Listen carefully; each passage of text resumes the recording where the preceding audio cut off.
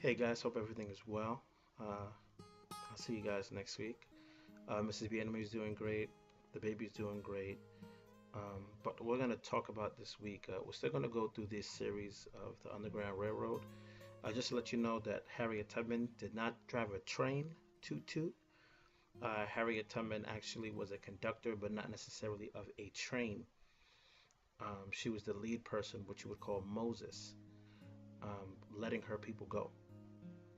We're going to be talking about two things this week: reaching safety and also reaching freedom. And we're going to have another discussion on Harriet Tubman, Abraham Lincoln, this thing called the Underground Railroad, and why was it so important. Okay.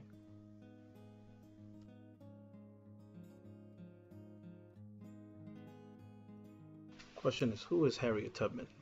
She was an American bondwoman who escaped from slavery in the South to become a leading abolitionist before the American Civil War. She was born in Maryland in 1820 and successfully escaped in 1849. She was part of the Underground Railroad. She was born a slave.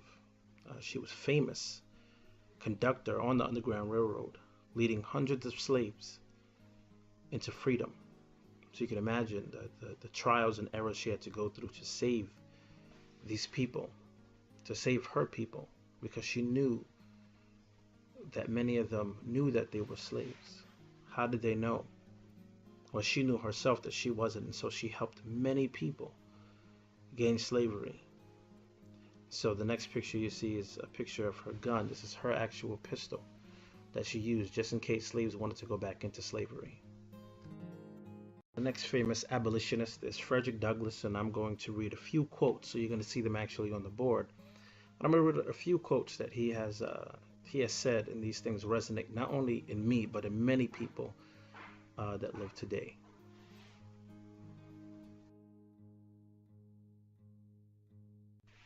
Knowledge makes a man unfit to be a slave. I think I talk about this all the time in your classes. You cannot be a slave if you have knowledge. Can't nobody take that away from you. Understanding how to read, understanding how to write, understanding the world that you're in. You cannot be a slave, and nobody cannot control you if you already know what your value is and what you are worth already. It is easier to build strong children than to repair broken men. And so this is the reason why I do this job now, is to build you strong so that when you get older, nobody has to repair you because there's nothing really to fix. You have a strong foundation in who you are and where you came from, and importantly, where you are going into the future. Here's another quote that Frederick Douglass says. He says, "I did not know I was a slave until I found out I couldn't do the things that I wanted. And there are many things that colored people cannot do now that they want to do. And so we're still technically slaves mentally in our minds. And so that's the reason why I encourage you to read, encourage you to look at facts and look at history and look at nonfiction texts that exploits the negativity in the culture." Here's one last quote. "I expose slavery in this country because to expose it is to kill it. Slavery is one of those monsters of darkness to whom the light of truth is death. And so here, the reason why I expose it is to kill it as well." And so let us do so in learning this week what we need to learn about escaping and also reaching freedom.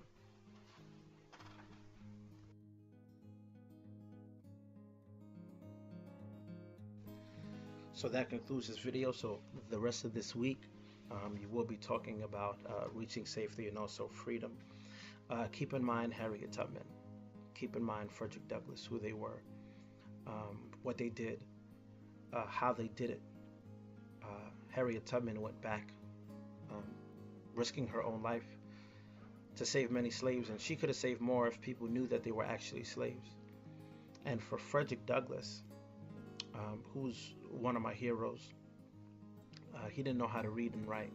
I think we spoke about this. Didn't know how to read and write, and so when he actually learned how to read and write, he woke many people up, and he escaped himself, went to England, made money, came back, and set himself free as a slave. Made himself free. He worked with the government, and he was also the ambassador of Haiti. And so, I hope this lesson gets to you. We'll talk about it more when I get back. All right.